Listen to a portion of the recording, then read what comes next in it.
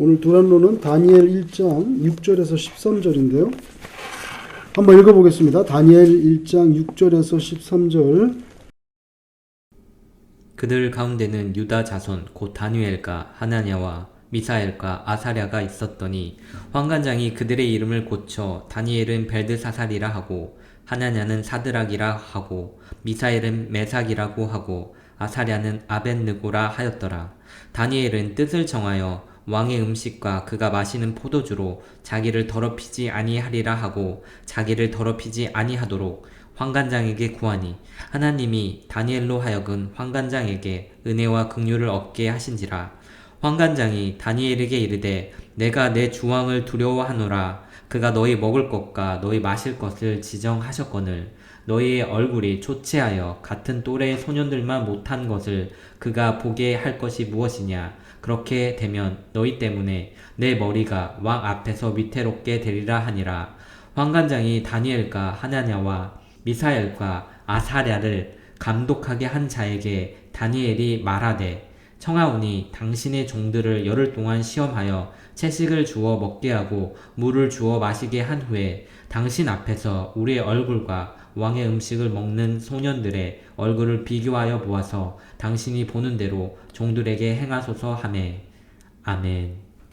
이제 그렇게 해서 열흘 동안 테스트를 했더니 이 다니엘의 얼굴이 다니엘 얼굴이 더 이제 그 바벨론 왕이 하사하는 그 기름진 음식을 먹은 사람보다 더 윤택하고 얼굴이 더 좋아서 그들이 원하는 대로 그렇게 해줬다 하는 그런 내용입니다. 다니엘과 그 세 친구들은 지난번에 말씀드린 대로 유다 왕국이 이제 망해가는 과정 중에서 침입했던 바벨론의 왕 느부갓네살에 의해서 이렇게 포로로 끌려온 사람들이죠. 포로로 끌려와서 한 3년 정도 바벨론 왕궁에서 교육을 시켜가지고 바벨론 왕궁의 하급 관리로 아마 쓰려고 한 것이 아닌가 그런 추측을 합니다. 그래서 교육을 시켜줄 뿐만 아니라요, 먹고 쓰는 거 이런 거 다 책임져 주는 거죠. 책임져 주는 거예요. 근데 어떻게 생각하면 이 먹고 사는 문제는 해결이 이미 된 상태이기 때문에 그저 바벨론에서 주입하는 그 교육, 그 사람들이 원하는 대로 그렇게 해주면 되는 거예요. 그래서 그 현상에 적응하면서 이제 어차피 이제 내 마음대로 유다로 돌아갈 수는 없으니까 내 의지하고는 관계없이 내가 여기 붙잡혀 왔고 나는 여기서 또 자살할 수는 없잖아. 그러니까 내가 어차피 여기서 또 살아야 되고, 그죠? 그러니까 현실에 순응하면서 먹고 사는 건 보장돼 있으니까 그렇게 바벨론에서 원하는 식대로 교육받고 그들이 원하는 대로 따라주면 되는 거 아니겠어요? 그렇게 생각할 수 있는데 특별히 다니엘과 그 친구들은 그런 면에서는 아주 색다른 사람들이었다는 거죠. 오늘 이 사람들 여기에 본문에 보니까 잡아와서 제일 먼저 한 게 뭐냐면 이름부터 바꿨어요. 저는 일제시대 때 살질 않아서 모르겠지만 일본 사람들이 결국에는 우리 조선의 문화를 그리고 그 얼이라죠. 그 민족의 그 민족의 정기가 있잖아요. 그 얼을 갖다가 말살하려고 창씨 개명을 시켰죠. 그래서 그 진짜 이름을 부모한테서 받은 이름을 바꾸어서 부르게 된다는 건 정말 그 굉장히 충격일 것 같아요. 만약에 여러분 집 이름인데 누가 강제로 이름 강제로 바꿔서 부른다고 생각해 보세요. 그게 어떻게 자기 정체성이 없어지는 거잖아요. 진짜 좋은 아이디어 같아요. 식민지 지배하는 입장에서는. 그렇잖아요. 자기 이름 없어진 거죠, 완전히. 창씨 개명해가지고. 여기 오늘, 그죠? 다니엘도 이름 바꿔서 벨드사살이라고. 앞으로 벨드사살로 부르는 거예요. 벨드사살. 벨이 신 이름이에요. 그 바벨론 우상의 이름이에요. 그러니까 다니엘은 엘은 하나님이 들어가 있는데 벨드사살이라고 그랬으니 우상의 이름을 거기다 집어넣어가지고 넌 앞으로 이름이 벨드사살이다. 얼마나 충격입니까? 그렇게 해서 유다 백성이라는 그걸 아주 싹 빼버리는 거죠. 그걸 싹 빼버리는 거예요. 그렇게 강압적으로 벌써 이름부터 바꾸고 주는 대로 먹고 또 빨리 바벨론 언어 배워서 그죠? 이제 바벨론 왕국에서 필요한 대로 수족처럼 그렇게 움직여서 일하면 된다. 그런 분위기였는데 여기에 아주 엄청난 반전이 일어나는 거예요. 8절에 보면 다니엘은 뜻을 정하여 이렇게 나옵니다. 여기서 이제 문제가 되는 거죠. 그래서 바벨론 왕실에서 왕이 지정하는 음식 그거 거부하는 것입니다. 이거 별거 아닌 것 같지만 대단한 거죠. 그래서 여러분 한국에서도 가끔씩 정치인들이 무슨 투쟁하죠? 단식 투쟁하잖아요. 그거 뭐 한 사람이 자기 밥 굶으면 그게 뭐 대수입니까? 사실 뭐 대수 아니죠. 자기가 굶으면 자기 배고프겠지. 그러다 계속 굶다가 죽을 수도 있고, 그렇죠? 그렇지만 그렇게만 생각할 수가 없어요. 왜냐하면 만약에 그래서 그 사람이 단식을 하다가 죽는 경우가 생기면은 그게 이제 정치적으로 온 국민에게 이제 어떤 그런 영향력을 미치게 되잖아요. 제가 아는 분이 오래전에 정치범은 이제 뭐 도둑질을 한다든지 폭행을 한다든지 이런 게 아니라 자기 정치범으로 옛날에 많이 잡혀갔잖아요. 정치범으로 잡혀갔는데 나중에 학원 선생하던 사람인데 감옥에 들어가서 딱 앉아 있는데 밥을 주잖아요. 밥 밑에 밥을 주면은 밥을 이렇게 먹으라고 하면 발 팍 차가지고 밖에 깜방 밖으로 탁 차버리는 거예요. 안 먹고 일부러 소리 나게. 옆에도 이제 정치범도 쭉 들어있거든. 그럼 줄줄이 따라서 다 밥을 차는 거야. 안 먹고. 문제가 되는 거죠. 그잖아요. 교도소 측에서 문제가 된다. 그렇게 해서 이제 자기 그 반항심을 보이는 거예요. 발을 차가지고 안 먹은 거예요. 그래서 밖으로 굴러가는 소리가 복도에 그냥 들리는 거죠. 그럼 옆에 사람들 눈치채고 자기도 차버려요. 다 차는 거예요. 그 홀 따라서 전부 다 안 먹어봐. 선거시 교도관들 얼마나 스트레스 받겠어요. 그죠? 그렇게 해서 왜냐면 더 이상 저항할 방법이 없으니까 밖으로 차버리는 거죠. 물론 배는 고프겠지만 그랬다는 그런 이야기를 들은 적이 있어요. 오늘 여기 뜻을 정하여 바벨론 왕실에서 주는 그 음식 그거 먹지 않는다. 여러분 이런 게 있어요. 하나님께서는 우리가 비록 이 세상에 살지만 완전히 이 세상에 몰입돼 가지고 이 세상의 문화와 이 세상의 가치와 이 세상이 이끄는 그 사조대로 거기 완전히 몰입돼 가지고 머리를 거기다 다 이렇게 쳐박고 그렇게 따라가는 거 원하지 않아요. 비록 우리가 이 세상에 살지만 우리가 눈을 들어서 신령한 세계를 바라보고 세상의 티끌을 바라보는 게 아니라 하나님의 신령한 그 나라, 그 가치를 양망하기를 바라는 거죠. 그리고 하나님은 누가 그런 인생이 혹시 있는가 하고 보시지요, 사실은. 여러분 하나님 입장에서 한번 생각해 보세요. 여기 플러싱에 수많은 사람들이 살고 길을 걸어 다니는데 누가 하나님의 나라와 누가 신령한 영적인 가치를 사모하면서 눈을 반짝거리면서 그런 그 브레인 셀에 그런 전기 신호가 일어나는 그런 사람이 있는가 하고 하나님이 보시지 않겠어요? 보시지 않겠냐고요.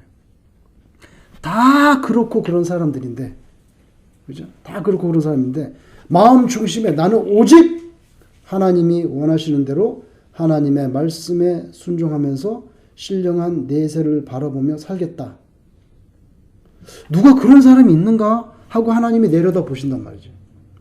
그리고 하나님이 그런 사람을 발견했을 때 어떻게 하나님께서 그 사람을 모른 척 하겠냔 말이에요. 그래 너는 참 가상하다. 그냥 그렇게 잘 살아라. 어떻게 하나님이 그렇게 하시겠어요? 관심 갖고 하나님께서 보호해 주시고 그리고 하나님이 필요한 걸 또 공급해 주시죠. 왜냐하면 그런 사람이 흔하지가 않으니까. 흔하지 않을까. 그걸 생각해 보세요. 생각해 보세요. 저와 여러분이 그렇게 산다면 하나님께서 얼마나 귀하게 생각하실 건가요? 그래서 오늘 여기에 뜻을 정하여, 그죠? 바벨론에서 주는 것 가지고 내 신앙을 오염시키지 않겠다. 바벨론에서 나오는 음식은 다 우상에게 바친 거거든요. 우상에다 바치고 그다음에 갖고 와서 썰어가지고 주니까 이건 나는 우상에게 바친 거 먹고 싶지 않다고.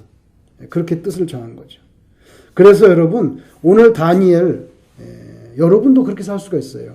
작은 것, 조그만 거 하나에 대한 결심에 대해서도 나는 이 문제에 대해서만큼은 내가 이렇게 하겠다. 뜻을 정하는 거 대단히 중요합니다. 그래서 다니엘이 이제 하나님의 눈에 들어오기 시작하는 거예요. 그렇죠? 그리고 오늘 본문에 보니까 이제 그렇게 안 먹겠다고 하니까 환관장이 이제 그 총책임지는, 그죠? 그 애들 교육시키는 그 총책임자가 문제가 되는 겁니다. 그래서 뭐라고 말했냐면요. 10절에 환관장이 다니엘에게 이르되 내가 내 주 왕을 두려워하노라. 그가 너희 먹을 것과 너희 마실 것을 지정하셨거늘 너희 얼굴이 초췌하여 같은 또래의 소년들만 못한 것을 그가 보게 할 것이 무엇이냐. 그렇게 되면 너희 때문에 내 머리가 내 앞에서 위태롭게 되리라. 여러분, 요거는 좀 이렇게 생각을 하셔야 돼. 여러분들이 만약에 무슨 뜻을 정하고 하나님의 말씀에 순종해서 이렇게 살아보겠습니다 할 때 거기에 이제 갈등을 일으키는 그런 사람들이 있잖아요. 그 사람들이 여러분에게 막 야단을 치고 응? 네가 뭔데? 막 이러면서 막 이렇게 치면은 차라리 쉬워. 근데 오늘 환관장은요 그게 아니에요. 내 입장도 좀 이해를 해주셔야지 어떻게 본인만 그렇게 생각을 하시냐고. 굉장히 인간적으로 나오잖아요. 그죠? 그죠? 요게 문제예요. 요게 오히려 더 마음이 약해진다고요.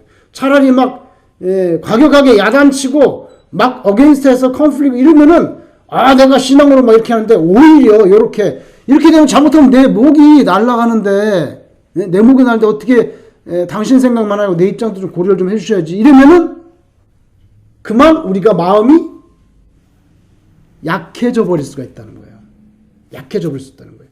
그래서 저는요 오늘 이 환관장의 한 말, 그렇게 되면 너희 때문에 내 머리가 왕 앞에서 위태롭게 되리라.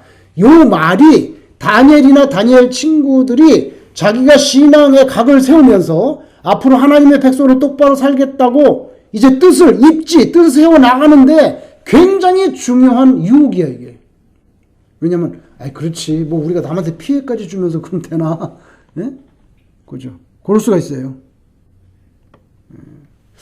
그런데 여기에서 하나님께서, 저는 이게 하나님께서 주셨다고 생각해, 지혜를. 그랬더니 다니엘이 뭐라고 하니까? 그럼 여기서 막 아귀하고 싸우질 않고, 오케이, 그러면 열흘 동안만 한번 테스트는 해볼 수 있지 않냐. 테스트 해볼 수 있냐. 요거 별거 아닌 것 같은데, 여러분. 이건 굉장한 지혜예요. 만약 여기서 계속 이렇게 부대끼면은 환관장도 자기 목이 걸렸다고 그러는데 가만히 있겠습니까? 예? 이렇게 그 판이 깨질 수도 있죠. 그런데 그러면 우선 열흘 동안 테스트 해보고, 그러니까 환관장도 열흘 정도면 자기가 버텨볼 수 있잖아요. 그래서 열흘 동안 테스트하고 났는데 결과는 다니엘이 말한 대로 됐어요. 그래서 이제 앞으로 다니엘은 친구들은 그렇게 자기의 원하는 신앙을 지켜나가면서 바벨론에서 살 수 있게 된 거죠. 그래서 여러분 요 지혜도 저는 하나님께서 주셨다고 생각해요. 오늘 말씀을 준비하면서 평상시에 그런 걸 못 생각해 봤는데 어떻게 그런 생각을 할 수 있을까? 한 열흘 정도 테스트 해봐 달라고. 나 같으면 계속 그냥 내가 하겠다는데 왜 자꾸 그러냐고 뭐 이렇게 했을 것 같은데, 그런데 하나님께서 지혜를 주신 것 같아요. 그래서 열흘 정도 그럼 한번 실험 기간을 가져보자. 그러니까 환관장도 오케이 하고, 그래서 결과는 잘 돼서 다 잘 됐잖아요. 잘 됐죠? 여러분 거기 다니엘 1장 지금 거기 덮지 마시고요. 한 군데만 찾아보세요. 어디냐면 신명기를 한번 보세요. 신명기 5장 10절. 거기에 하나님께서 하신 말씀이 있어요. 신명기 5장 10절. 269? 예. 269. 269페이지 신명기 5장 10절입니다. 같이 읽겠습니다. 시작. 나를 사랑하고 내 계명을 지키는 자에게는 천대까지 은혜를 베푸느니라. 굉장한 천대까지 은혜, 천대까지. 이건 뭐 굉장한 사건이죠. 하나님을 사랑하고 하나님의 계명을 지키는 자에게는 천대까지 은혜를 베푼다 했어요. 신명기 5장에서 그런 말씀을 주셨는데 오늘 다시 다니엘 1장으로 돌아보세요. 거기 9절에 1장 9절 다니엘 1장 9절 다니엘 1장 9절 한번 같이 읽겠습니다. 시작. 하나님이 다니엘로 하여금 환관장에게 은혜와 긍휼을 얻게 하신지라. 이렇게 나옵니다. 신명기에 있는 말씀대로 하나님께서 정말 다니엘이 하나님을 사랑하는 사람이잖아요. 하나님을 사랑하니까 하나님께서 환관장을 통해서 은혜와 긍휼을 주셨다는 거예요. 은혜와 긍휼을 주셨다는 거예요. 여러분, 저는 다니엘과 이 친구들이 이렇게 자기가 살아가는 길에 있어서 신앙의 영역의 기준을 이렇게 반듯하게 이렇게 세울 수 있는 것 대단한 용기라고 생각하거든요. 포로신 분이잖아요. 아무런 권리를 주장할 수 없어. 잘못하면 죽을지 어떻게 알아. 감옥에 갈지. 그런데도 이렇게 하나님의 신앙을 지키려고 뜻을 세우는 걸 봅니다. 그런데 어떻게 그렇게 할 수 있었냐, 이거 어떻게? 이유는 딱 하나예요. 제가 볼 때는 믿음이 있었기 때문에. 그 믿음 뭐예요? 하나님께 대한 확신이 있다고. 하나님께 대한 확신. 하나님 반드시 나를 버리지 않으시고 내가 여기에 지금 끌려와서 이렇게 나라는 망해가고 나는 포로가 돼 있지만 내가 하나님을 배신하지 않는 이상 내가 하나님을 존귀하게 여기는데 절대 하나님께서 나에게 무심하지 않고 어떻게 해서든지 간에 나를 도와주시고 책임져 주실 것이라는 그런 확신이 있었던 것 같아요. 확신이 없이 어떻게 이런 짓을 하겠어요.